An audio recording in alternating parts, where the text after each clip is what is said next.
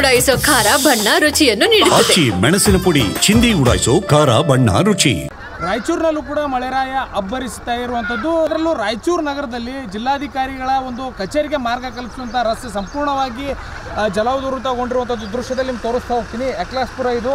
ಆ ದೃಶ್ಯದಲ್ಲಿ ನೋಡ್ತಾ ಸಂಪೂರ್ಣವಾಗಿ ಸುಮಾರು ಒಂದು ಅರ್ಧ ಕಿಲೋಮೀಟರ್ ವ್ಯಾಪ್ತಿಯಷ್ಟು ಏನು ರಸ್ತೆ ಇದೆ.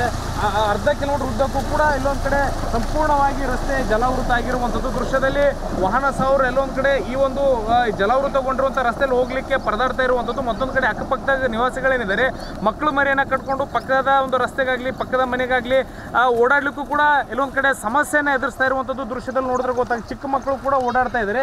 ಎಲ್ಲೊಂದು ಕಡೆ ಸಾಕಷ್ಟು ರೀತಿಯಲ್ಲಿ ಸಮಸ್ಯೆ ಆಗ್ತಾ ಇದೆ ಅಂತಂದ್ರೂ ಕೂಡ ಕಳೆದ 2 ದಿನಗಳಿಂದ ಈ ರಸ್ತೆಯಲ್ಲಿ ನೀರು ನಿಂತಿದೆ. ಅದನ್ನು ತೆರವುಗೊಳಿಸಲಿಕ್ಕೆ ಯಾರು ಕೂಡ ಮುಂದಾಗಿಲ್ಲ ಅನ್ನುವಂಥ ಆರೋಪ. ಸಾಕಷ್ಟು ಪರದಾಡುವಂಥ ಸ್ಥಿತಿ ಸದ್ಯ ನಿರ್ಮಾಣವಾಗಿರುವಂಥದ್ದು ನಾವು ದೃಶ್ಯದಲ್ಲಿ ನೋಡ್ತಾ ಇದ್ದೀವಿ. ನಿಮಗೆ ನೀರನ್ನು ತೋರಿಸ್ತೀನಿ. ಯಾವ ರೀತಿ ನೀರು ಸಂಪೂರ್ಣವಾಗಿ ಏನು ಚರಂಡಿ ಮಿಶ್ರಿತ ನೀರಿದು ಅನ್ನುವಂಥದ್ದು. ಅಂದರೆ ಸಾಕಷ್ಟು ಕಡೆಗಳಲ್ಲಿ ಡ್ರೈನೇಜ್ ಸಮಸ್ಯೆ ಇರುವಂಥ ಕಾರಣಕ್ಕಾಗಿ ಮಳೆ ನೀರಿನ ಜೊತೆಗೆ ಡ್ರೈನೇಜ್ ನೀರು ಕೂಡ ಸೇರಿಕೊಂಡಿರುವಂಥ ಕಾರಣದಿಂದ ಸಾಕಷ್ಟು ಏನೋ ಅವಾಂತರಗಳಾಗ್ತಾ ಇದ್ದಾವೆ. ಅದರಲ್ಲೂ ನಾವು ದೃಶ್ಯದಲ್ಲಿ ನೋಡ್ತಾ ಇಡೀ ರಸ್ತೆ ಉದ್ದಕ್ಕೂ ಕೂಡ ರಸ್ತೆ ನೀರು ಶೇಖರಣೆ ಆಗಿರುವಂಥದ್ದು. ಎಲ್ಲೂ ಕೂಡ ನೀರು ಹೋಗ್ಲಿಕ್ಕೂ ಕೂಡ ಸ್ಥಳ ಇಲ್ಲ. ಹೀಗಾಗಿ ಎಲ್ಲೊಂದು ಕಡೆ ಸ್ಥಳೀಯರು ಪರದಾಡುವಂಥ ಸ್ಥಿತಿ ನಿರ್ಮಾಣವಾಗಿರುವಂಥದ್ದು ದೃಶ್ಯದಲ್ಲಿ ನೋಡ್ತಾ ಇದ್ದೀವಿ. ಈ ರಸ್ತೆ ಮಾರ್ಗ ಏನಿದೆ ಇದು ಜಿಲ್ಲಾಧಿಕಾರಿ ಕಚೇರಿಗೆ ಹೋಗುವಂಥ ರಸ್ತೆ. ಇದು ಇಲ್ಲೇ ಕಸ ಸ್ಟಾಕ್ ಮಾಡುವಂಥ ಯಾರ್ಡ್ ಕೂಡ ಇಲ್ಲೇ ಇರುವಂಥದ್ದು. ಹೀಗಾಗಿ ಸಾಕಷ್ಟು ರೀತಿಯಲ್ಲಿ ವಾಹನ ಸವಾರಿಗಾಯಿತು ಮತ್ತು ಸ್ಥಳೀಯರಿಗೆ ಸಮಸ್ಯೆ ಆಗ್ತಾ ಇರುವಂಥದ್ದು. ಮಕ್ಕಳ ಮರಿಯನ್ನು ಕಟ್ಕೊಂಡು ಕಳೆದ 2 ದಿನದಿಂದ ಇಲ್ಲಿರುವಂಥ ನಿವಾಸಿಗಳು ಪರದಾಡ್ತಾ ಇದ್ದಾರೆ. ಅವ್ರು ಮಾತಾಡಿಸುವಂಥ ಪ್ರಯತ್ನ ಕೂಡ ನಾನು ಮಾಡ್ತೇನೆ. ಸರ್ ಹೇಳಿ, ಏನು ಸಮಸ್ಯೆ ಆಗಿದೆ ಮಳೆ ಆಗಿರುವಂಥ ಕಾರಣಕ್ಕೆ? ಯಾವ ರೀತಿ ಇಲ್ಲಿ ಸಮಸ್ಯೆ ಆಗ್ತಾಯಿದೆ ನಿಮಗೆ ಅನ್ನುವಂಥದ್ದು? 3 ದಿನದಿಂದ ಕಂಟಿನ್ಯೂಸ್ ಆಗಿ ಮಳೆ ಬಂದಿರೋ ಕಾರಣ ನಮಗೆ ಭಾಳಷ್ಟು ನೀರು ಕಾಣ್ತಾ ಇದೆ.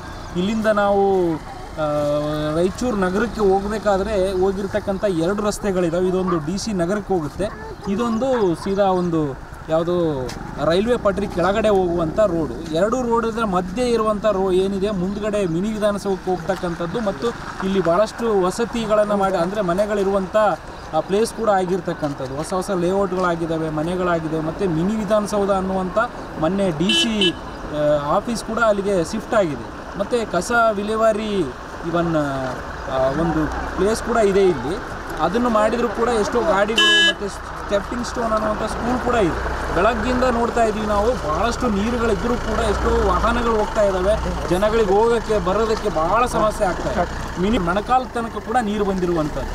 ಈ ಭಾಗದಲ್ಲಿ ಭಾಳಷ್ಟು ನೀರು ಇರ್ತಕ್ಕಂಥದ್ದು ಮತ್ತು ಈ ಕಡೆ 2 ಕಡೆ ಕೂಡ ಭಾಳ ಸಮಸ್ಯೆ ಆಗಿರುವಂಥದ್ದು. ಭಾಳ ಜನ ಮಕ್ಕಳಿಗೆ ನಾವು ಸ್ಕೂಲಿಗೂ ಕೂಡ ಕಳಿಸ್ತಾ ಇಲ್ಲ. ಅಂದರೆ ಕೆಸರಿನಲ್ಲಿ ಬಿದ್ದರೆ ಏನಾಗ್ತದೆ ಅನ್ನೋವಂಥ ಉದ್ದೇಶದಿಂದ ನಾವು ಸ್ಕೂಲಿಗೆ ಕೂಡ ಕಳಿಸದೇ ಇರುವಂಥ ಪರಿಸ್ಥಿತಿ ಕೂಡ ಇಲ್ಲಿ ಕಾಣ್ತಕ್ಕಂಥದ್ದು. 2 ದಿನಗಳಿಂದ ಇದೇ ರೀತಿ ಇಲ್ಲಿನ ಪರಿಸ್ಥಿತಿ ಇದೆ. ರಸ್ತೆ ಸಂಪೂರ್ಣವಾಗಿ ಜಲಾವೃತ ಆಗಿರುವಂಥದ್ದು. ಎಲ್ಲೊಂದು ಕಡೆ ಬೈಕ್ಸ್ ಅವರು ಸ್ಕಿಡ್ ಆಗಿ ಬೀಳುವಂಥ ಸ್ಥಿತಿಗಳು ಕೂಡ ನಿರ್ಮಾಣ ಆಗಿದೆ. ಈಗಲಾದರೂ ಅಧಿಕಾರಿಗಳು ಎಚ್ಚೆತ್ತುಕೊಂಡು ಈ ಒಂದು ನೀರನ್ನು ತೆರವುಗೊಳಿಸುವಂಥ ಕೆಲಸಕ್ಕೆ ಮುಂದಾಗಬೇಕು ಅಂತೇಳಿ ಸ್ಥಳೀಯರು ಹೇಳ್ತಾ ಇರುವಂಥದ್ದು. ಕ್ಯಾಮ್ರಾ ಪರ್ಸನ್ ವಾಸುದೇವ್ ಜೊತೆ ಭೀಮೇಶ್ ಪೂಜಾರ್, TV9 ರಾಯಚೂರು.